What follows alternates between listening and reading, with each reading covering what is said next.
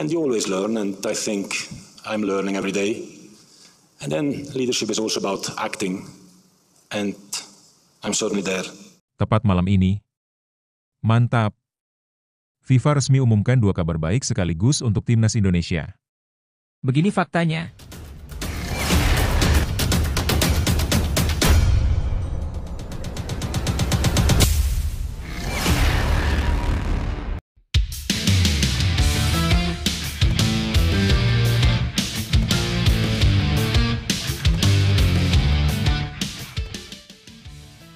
Tepat malam ini.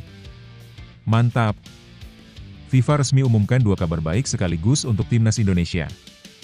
Klasemen grup C Timnas Senior naik ke posisi 2 dan lolos otomatis.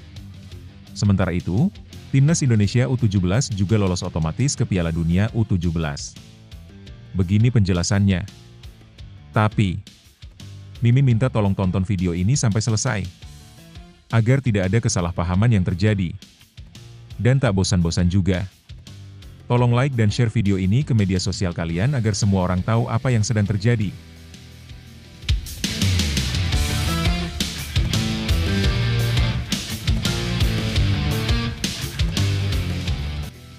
Tapi sebelum ke pembahasan utama ini, mari kita dengarkan ini teman-teman. Timnas Indonesia naik peringkat di ranking FIFA, kini duduk di posisi ke-123. Tim nasional Indonesia menunjukkan peningkatan signifikan dalam peringkat FIFA terbaru yang dirilis pada 3 April 2025. Tim Garuda berhasil naik 4 tingkat dari posisi 127 ke peringkat 123 dunia. Lonjakan ini terjadi setelah penampilan Indonesia dalam jeda internasional yang berlangsung antara 17 hingga 25 Maret 2025. Dalam periode tersebut, skuad Garuda menjalani 2 laga penting di putaran ketiga kualifikasi Piala Dunia 2026. Pada laga pertama, Indonesia bertandang ke Sydney untuk menghadapi tuan rumah Australia, meski harus menerima kekalahan telak 1-5. Namun, mereka bangkit di pertandingan kedua saat menjamu Bahrain di Stadion Utama Gelora Bung Karno pada 25 Maret 2025 dan berhasil menang tipis 1-0. Kemenangan atas Bahrain memberikan tambahan poin penting bagi Indonesia dalam klasemen FIFA. Dengan penambahan 9,51 poin, total poin Indonesia kini menjadi 1142,92. Hasil ini membuat Indonesia naik ke peringkat 123 dunia, mengungguli beberapa negara seperti Gambia, India, Guinea-Bissau, dan Rwanda yang mengalami penurunan peringkat dalam periode ini. Prediksi dari situs pemeringkat independen, VOTI Rankings, sebelumnya juga sudah memperkirakan kenaikan ini dengan cukup akurat, hanya meleset sedikit dari jumlah poin aktual yang didapat Indonesia. Selain Indonesia, beberapa negara ASEAN juga mengalami peningkatan. Vietnam kini berada di peringkat 109, sementara Malaysia naik ke posisi 131. Sebaliknya, Thailand justru turun 2 tingkat ke posisi 99 meskipun menang dalam 2 laga melawan Afghanistan dan Sri Lanka, yang hanya menambah 3,14 poin bagi mereka. Nah, sebelum lanjut mendengar berita ini, untuk para netizen, keluarkan satu kalimat pamungkas untuk menanggapi kabar ini. Menurut kalian, apakah kalian yakin dengan skuad yang sangat mewah ini Indonesia bisa lolos Piala Dunia 2026? Atau justru, skuad Garuda bakal jadi bulan-bulanan di sisa 2 laga mendatang? Ayo teman, berikan tanggapan kalian di kolom komentar. Bravo Timnas, bravo Patrick Kluivert, bravo PSSI. Ayo Garuda, buktikan bahwa level kita sudah dunia. Buktikan bahwa kita adalah raksasa Asia. Tiket Piala Dunia harga mati. Di sisi lain, jangan lupa juga satu kalimat khusus untuk Patrick Kluivert CS yang sedang berusaha keras memajukan sepak bola Indonesia. Silahkan tulis di kolom komentar. Ayo terbang tinggi Garuda. Mari kita lanjut teman-teman. Sementara itu, peluang Timnas Indonesia U17 melaju ke perempat final Piala Asia U17 2025 usai tundukan Korea Selatan. Timnas Indonesia U17 membuka perjalanan mereka di ajang Piala Asia U17 2025 dengan hasil manis. Bermain di Al Faisal Stadium pada Jumat malam, 4 April 2025, Garuda Asia berhasil menumbangkan salah satu tim kuat Asia, Korea Selatan U17, dengan skor tipis 1-0. Dalam laga pertama grup C ini, anak asuh pelatih Bima Sakti tampil penuh semangat dan bermain dengan pressing tinggi. Gol kemenangan baru tercipta di menit-menit akhir injury time, 91, lewat aksi Evandra Florasta. Awalnya, Evandra gagal mengeksekusi penalti dengan sempurna karena tendangannya ditepis kiper Korea Selatan. Namun, ia dengan sigap menyambar bola rebound dan mencatatkan namanya di papan skor. Sebelumnya, Indonesia hampir membuka keunggulan di babak pertama andai Mirza Firjatullah bisa lebih tenang saat berhadapan 1 lawan 1 dengan penjaga gawang lawan. Posisi di klasemen dan skenario lolos. Berkat kemenangan ini, Indonesia memuncaki klasemen sementara grup C dengan 3 poin, mengungguli Korea Selatan, Yaman, dan Afghanistan. Sesuai regulasi turnamen, hanya juara dan runner-up grup yang berhak lolos ke babak perempat final, sekaligus mengamankan tiket ke Piala Dunia U17 2025. Untuk memastikan langkah ke babak selanjutnya, Indonesia wajib meraih kemenangan dalam 2 laga tersisa melawan Yaman, Senin, 7 April 2025, dan Afghanistan, Jumat, 11 April 2025. Jika mampu mengamankan setidaknya 3 atau 4 poin dari 2 pertandingan itu, peluang mereka lolos tetap terbuka lebar. Sejarah dan misi baru. Sebagai catatan, Indonesia U17 pernah tampil di Piala Dunia U17 pada 2023. Namun, saat itu mereka lolos sebagai tuan rumah. Kini, misi Garuda Asia adalah mencatat sejarah baru, lolos ke Piala Dunia melalui jalur kualifikasi. Putu Panji dan rekan-rekannya harus tetap fokus dan menjaga konsistensi permainan jika ingin mencetak sejarah dan mengharumkan nama bangsa di level dunia. Mantap! Tekad Erick Thohir bawa timnas Indonesia tembus 100 besar ranking FIFA. Erick Thohir tegaskan ambisinya, bahwa timnas Indonesia masuk 100 besar ranking FIFA. Ketua Umum PSSI, Erick Thohir, kembali menunjukkan komitmennya dalam memajukan sepak bola Indonesia. Kali ini, ia menegaskan target besar yang ingin ia capai bersama timnas Indonesia, menembus 100 besar ranking FIFA. Langkah besar ini tidak datang tanpa alasan. Baru-baru ini, timnas Indonesia mencatat kemajuan signifikan dalam peringkat FIFA usai menjalani 2 laga penting di ajang kualifikasi Piala Dunia 2026 zona Asia, tepatnya pada matchday FIFA bulan Maret 2025. Di laga pertama, tim Garuda bertandang ke markas Australia, salah satu kekuatan besar di kawasan Asia. Pertandingan yang digelar di Sydney Football Stadium pada 20 Maret 2025 itu berakhir pahit bagi Indonesia setelah kalah dengan skor 1-5. Kekalahan tersebut sempat membuat Indonesia kehilangan sejumlah poin penting di ranking FIFA. Namun, tim asuhan Patrick Kluivert tidak tinggal diam. Mereka bangkit di laga kedua saat menjamu Bahrain di Stadion Utama Gelora Bung Karno, SUGBK, Jakarta, pada 25 Maret 2025. Bermain di depan puluhan ribu pendukung, Indonesia tampil penuh semangat dan akhirnya berhasil menang tipis 1-0 berkat gol dari Ula Romeni. Kemenangan ini terbukti sangat berarti. Tak hanya menambah kepercayaan diri tim, tapi juga berdampak langsung pada posisi Indonesia di ranking FIFA. Tambahan 16,75 poin membuat timnas Indonesia naik 4 posisi, dari peringkat 127 ke peringkat 123 dunia. Ini merupakan capaian tertinggi yang diraih Indonesia dalam kurun waktu 15 tahun terakhir. Erick Thohir, yang juga menjabat sebagai Menteri BUMN, menyambut baik capaian ini. Namun, ia menegaskan bahwa target PSSI bukan sekadar puas dengan posisi saat ini. Ia ingin lebih. Alhamdulillah, kemenangan atas Bahrain membuat peringkat kita naik ke posisi 123 dunia. Ini peringkat tertinggi dalam 15 tahun terakhir. Tapi ini belum akhir. Kita akan terus kerja keras agar Indonesia bisa menembus 100 besar dunia. Bismillah, ujar Erick dalam pernyataan resminya di situs PSSI. Erick juga menilai bahwa pencapaian ini adalah bukti bahwa kerja keras pelatih, pemain, dan seluruh jajaran PSSI mulai menunjukkan hasil. Ia pun meminta masyarakat terus memberikan dukungan, karena perjalanan menuju level dunia masih panjang. Tak berhenti sampai di situ, tantangan besar menanti Indonesia di lanjutan kualifikasi Piala Dunia 2026. Pada bulan Juni 2025, skuad Merah Putih akan kembali turun ke lapangan menghadapi 2 lawan berat, yakni Cina dan Jepang. Laga kontra Cina dijadwalkan berlangsung pada 5 Juni di Jakarta, sementara pertandingan melawan Jepang akan digelar di kandang lawan pada 10 Juni. Kedua laga ini akan menjadi ujian nyata bagi tim Patrick Kluivert. Namun jika mampu tampil konsisten, bukan tak mungkin peringkat Indonesia di FIFA bisa kembali merangkak naik, sekaligus membuka jalan menuju target ambisius Erick Thohir, masuk ke dalam jajaran 100 besar dunia. Dukungan penuh dari publik, performa konsisten dari para pemain, serta arah kebijakan PSSI yang jelas akan menjadi kunci utama mewujudkan impian besar ini. Lebih lanjut, situasi timnas Indonesia saat ini menunjukkan progres yang sangat menjanjikan. Kemenangan atas Bahrain bukan cuma sekadar hasil uji coba, tapi sinyal bahwa timnas berada di jalur yang benar. Poin FIFA yang bertambah dan kenaikan peringkat ke posisi 123 adalah bukti kerja keras seluruh tim, dari pemain, pelatih, hingga manajemen PSSI. Dukungan dari sosok seperti Erick Thohir juga jadi faktor penting.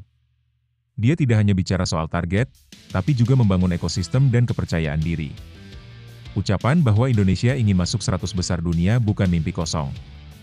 Dengan performa yang terus meningkat, naturalisasi pemain berkualitas, dan pembenahan sistem, target itu terasa realistis. Namun, euforia harus tetap dibarengi kewaspadaan. Lawan seperti Cina dan Jepang di laga mendatang adalah ujian sesungguhnya. Keduanya jauh di atas kertas, dan akan jadi tolok ukur seberapa siap kita bersaing di level Asia. Momentum ini harus dijaga. Timnas Indonesia kini berada dalam fase penting, antara melanjutkan progres atau kembali stagnan. Dan yang jelas, dukungan publik serta konsistensi pembinaan akan sangat menentukan apakah mimpi masuk 100 besar FIFA bisa benar-benar jadi kenyataan. Perjalanan timnas Indonesia menuju panggung dunia bukanlah hal yang mudah, tapi bukan pula sesuatu yang mustahil. Setiap tetes keringat di latihan, setiap peluit di pertandingan, dan setiap dukungan dari supporter adalah bagian dari mimpi besar yang sedang kita bangun bersama. Kita sudah membuktikan bahwa Indonesia bukan lagi tim yang bisa dipandang sebelah mata. Kemenangan atas Bahrain dan kenaikan peringkat FIFA hanyalah awal. Di depan, masih ada tantangan yang lebih besar, tapi juga peluang yang lebih mulia. Untuk para pemain, teruslah percaya pada kemampuan diri sendiri. Jangan pernah takut gagal, karena dari situlah juara lahir. Untuk para pelatih dan ofisial, terus pertahankan semangat membangun fondasi yang kuat, bukan hanya untuk hari ini, tapi untuk generasi yang akan datang. Dan untuk rakyat Indonesia, jangan lelah bermimpi dan mendukung. Karena dari semangat kita semua, Merah Putih akan terus berkibar, bukan hanya di stadion, tapi juga di hati dunia. Indonesia bisa. Kita bisa. Saatnya buktikan, Garuda tak hanya terbang, tapi menguasai langit. Gol terbaik AFC, kehebatan Ula Romeni dan kekuatan supporter timnas Indonesia. Penyerang timnas Indonesia, Ula Romeni, mencatatkan namanya dalam sejarah sepak bola Asia setelah golnya terpilih sebagai yang terbaik versi AFC untuk matchday ke-7 dan ke-8 putaran ketiga kualifikasi Piala Dunia 2026 zona Asia. Gol tersebut ia cetak ke gawang Bahrain dalam laga yang berlangsung di Stadion Utama Gelora Bung Karno, SUGBK, Jakarta, pada 25 Maret 2025. Keberhasilan ini tidak hanya menjadi bukti ketajaman Romeni di lini depan, tetapi juga menunjukkan kekuatan besar dukungan supporter Indonesia yang selalu setia mendukung tim Garuda. Media Vietnam, Soha, menyoroti bagaimana penggemar Indonesia memiliki peran besar dalam kemenangan Romeni di jajak pendapat yang diadakan AFC. 2 gol krusial di kualifikasi. Ula Romeni tampil gemilang dalam 2 laga terakhir kualifikasi dengan mencetak 2 gol penting. Gol pertamanya bersarang ke gawang Australia, sementara gol kedua yang fenomenal terjadi saat melawan Bahrain. Kedua gol tersebut menjadi kunci bagi Indonesia dalam perjalanan mereka menuju babak selanjutnya di kualifikasi Piala Dunia 2026. AFC mengonfirmasi bahwa gol Romeni ke gawang Bahrain menjadi yang terbaik setelah mendapatkan 76,02% suara, jauh meninggalkan pesaing terdekatnya, Mehdi Taremi dari Iran yang memperoleh 23,60% suara. Kandidat lain, seperti Ahmed Mahajneh, Palestina, Daichi Kamada, Jepang, dan Abosbek Faizulaev, Uzbekistan, hanya memperoleh suara di bawah 1%. Proses gol yang indah. Gol kemenangan Romeni ke gawang Bahrain terjadi melalui skema serangan cepat yang brilian. Berawal dari umpan akurat Marcelino Ferdinand, Romeni dengan tenang mengeksekusi bola ke dalam gawang pada menit ke-24. Gol tersebut tidak hanya memastikan kemenangan Indonesia dengan skor 1-0, tetapi juga membawa mereka lebih dekat ke fase selanjutnya dalam perburuan tiket ke Piala Dunia 2026. Dalam laporan resminya, AFC menulis, Timnas Indonesia kini berada di posisi keempat grup C setelah kemenangan tipis 1-0 atas Bahrain di kandang. Marcelino Ferdinand kembali bersinar dengan memberikan assist untuk Ula Romeni, yang mencetak gol penting pada menit ke-24. Dukungan supporter Indonesia disorot media Vietnam. Tak hanya skill individu Romeni yang mendapat sorotan, kekuatan supporter Indonesia juga menjadi faktor utama dalam keberhasilannya meraih penghargaan ini. Media Vietnam, Soha, menulis bahwa supporter Indonesia memiliki peran penting dalam kemenangan Romeni di polling AFC. Dengan dukungan luar biasa dari supporter Indonesia, pemain naturalisasi mereka, Ula Romeni, berhasil membawa pulang penghargaan gol terbaik di kualifikasi Piala Dunia 2026 zona Asia. Ini bukan pertama kalinya supporter Indonesia menunjukkan dominasi dalam jajak pendapat seperti ini, tulis Soha pada 2 April 2025. Soha menambahkan bahwa dalam beberapa tahun terakhir, penggemar sepak bola Indonesia selalu mendukung pemain mereka dengan luar biasa, sehingga membuat kandidat dari Indonesia seringkali menang dalam polling yang melibatkan pemungutan suara publik. Langkah berikutnya, tantangan besar menanti. Timnas Indonesia kini menghadapi tantangan berat dalam 2 pertandingan terakhir di babak ketiga kualifikasi, yaitu melawan Cina dan Jepang pada Juni mendatang. Di bawah arahan pelatih Patrick Kluivert, tim Garuda menargetkan finish di posisi ketiga atau keempat agar dapat melanjutkan ke putaran keempat kualifikasi dan menjaga asa tampil di Piala Dunia 2026. Media Vietnam meyakini bahwa performa Romeni akan menjadi faktor kunci dalam perjuangan Indonesia ke depan. Soha menulis, dalam situasi saat ini, Timnas Indonesia memiliki ambisi besar untuk mencetak sejarah. Kontribusi ular Romeni akan menjadi faktor penting dalam laga-laga selanjutnya. Harapan besar untuk masa depan. Keberhasilan Romeni bukan hanya sekadar penghargaan individu, tetapi juga menjadi sinyal positif bagi Timnas Indonesia yang terus berkembang. Dengan skuad yang semakin kuat, kombinasi pemain muda berbakat seperti Marcelino Ferdinand, serta pemain naturalisasi seperti Romeni, peluang Indonesia untuk tampil di Piala Dunia 2026 semakin terbuka. Dukungan supporter yang luar biasa juga menjadi modal utama bagi Garuda untuk terus terbang tinggi. Kini, semua mata tertuju pada laga selanjutnya, di mana Indonesia akan kembali membuktikan diri di panggung Asia. Lebih lanjut, situasi ini menunjukkan betapa besar pengaruh dukungan supporter dalam menentukan hasil jajak pendapat seperti yang dilakukan AFC. Gol ular Romeni memang luar biasa, tetapi faktor utama yang membuatnya unggul jauh dalam voting adalah loyalitas supporter Indonesia yang selalu aktif dalam mendukung pemainnya, terutama di platform digital. Dari sisi teknis, kemenangan ini juga mencerminkan peningkatan kualitas Timnas Indonesia. Gol Romeni ke gawang Bahrain tercipta dari kombinasi serangan yang rapi, menunjukkan bahwa tim Garuda mulai memiliki pola permainan yang lebih matang. Umpan akurat Marcelino Ferdinand dan penyelesaian klinis Romeni menjadi bukti bahwa Timnas tidak hanya mengandalkan semangat juang, tetapi juga kualitas permainan yang semakin berkembang. Perhatian media Vietnam terhadap fenomena ini menarik untuk dicermati. Mereka menyoroti bahwa supporter Indonesia memiliki pengaruh besar dalam voting AFC, bukan hanya kali ini, tetapi juga dalam berbagai polling sebelumnya. Hal ini menunjukkan bahwa selain berkembang di lapangan, Indonesia juga semakin memiliki daya saing dalam membangun citra sepak bola mereka di kancah internasional. Namun, tantangan besar masih menanti.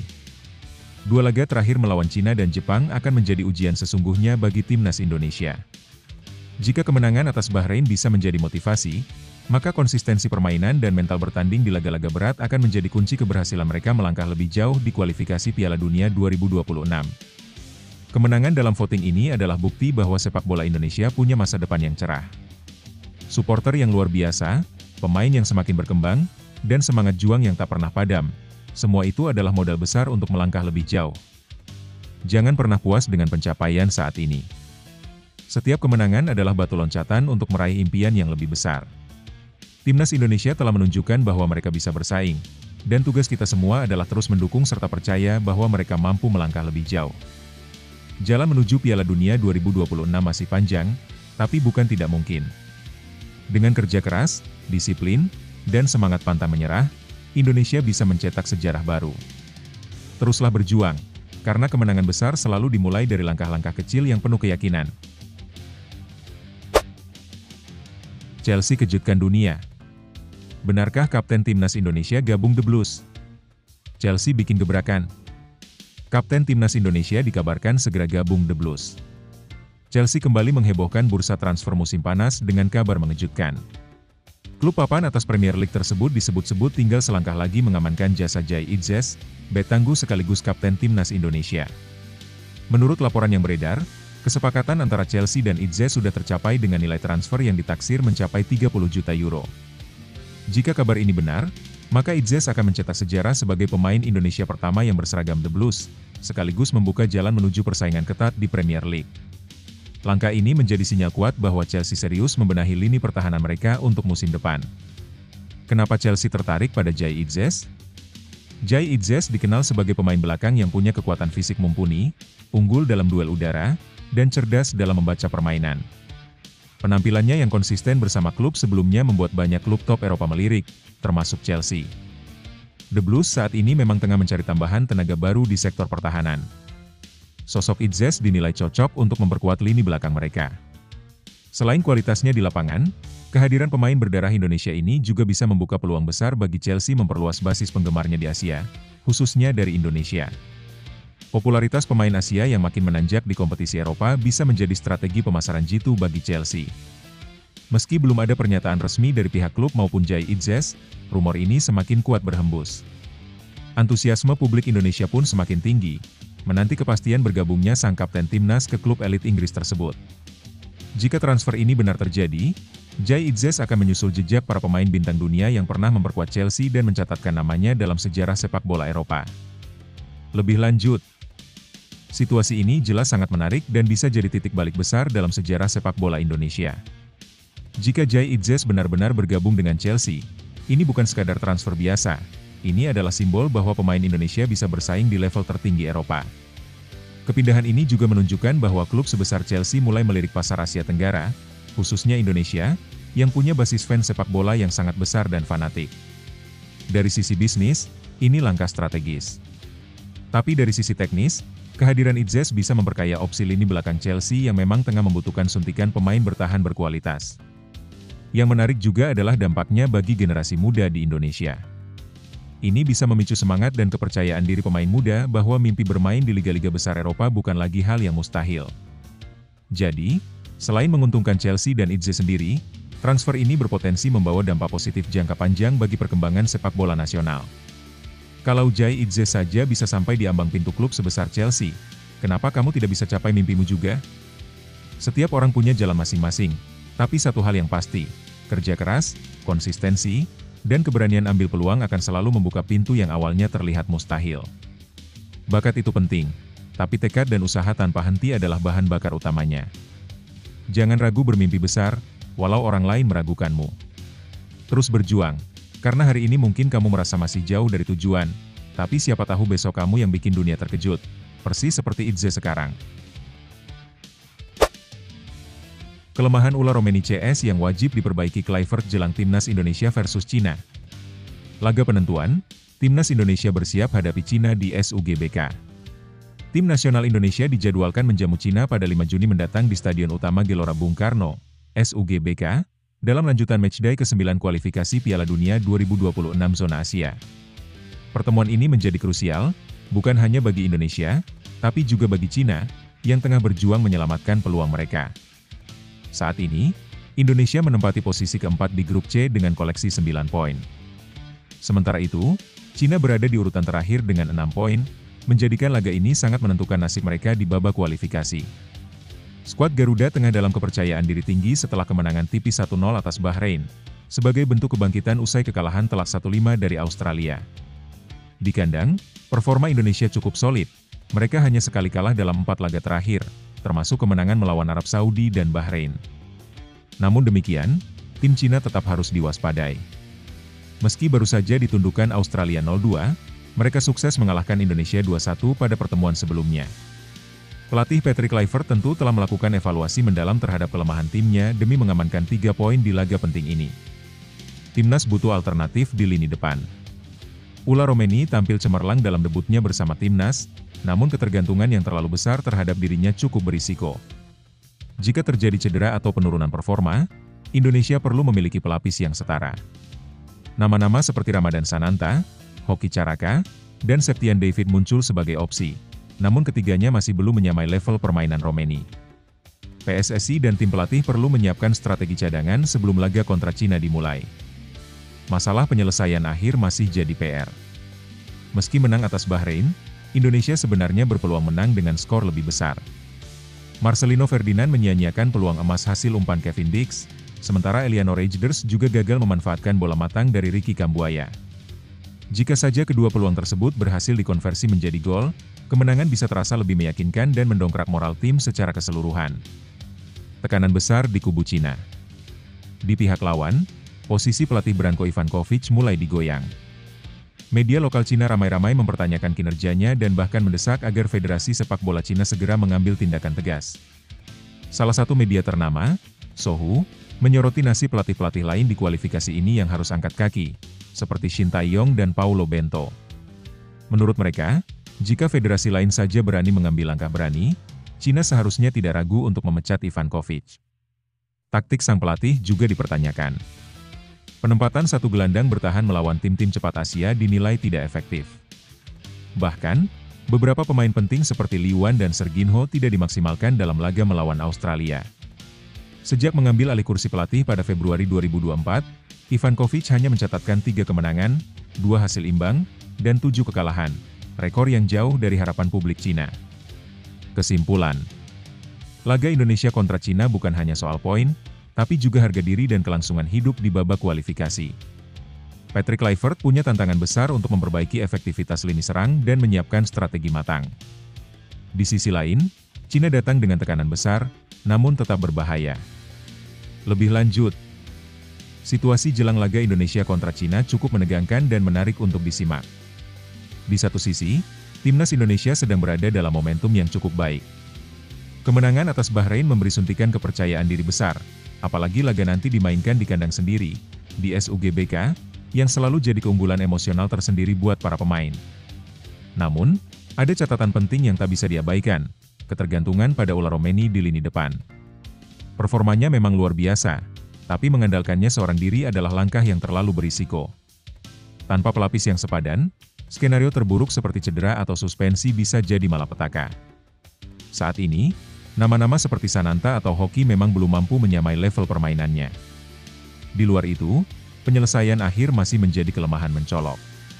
Peluang demi peluang yang gagal dimaksimalkan membuat skor kemenangan yang seharusnya bisa lebih lebar justru terasa tipis.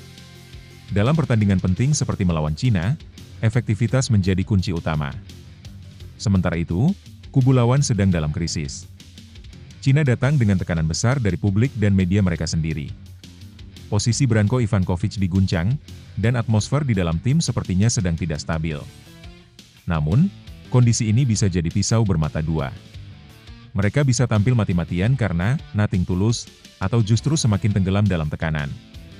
Laga ini bukan sekadar soal 3 poin, tapi juga tentang mentalitas dan kedewasaan taktik.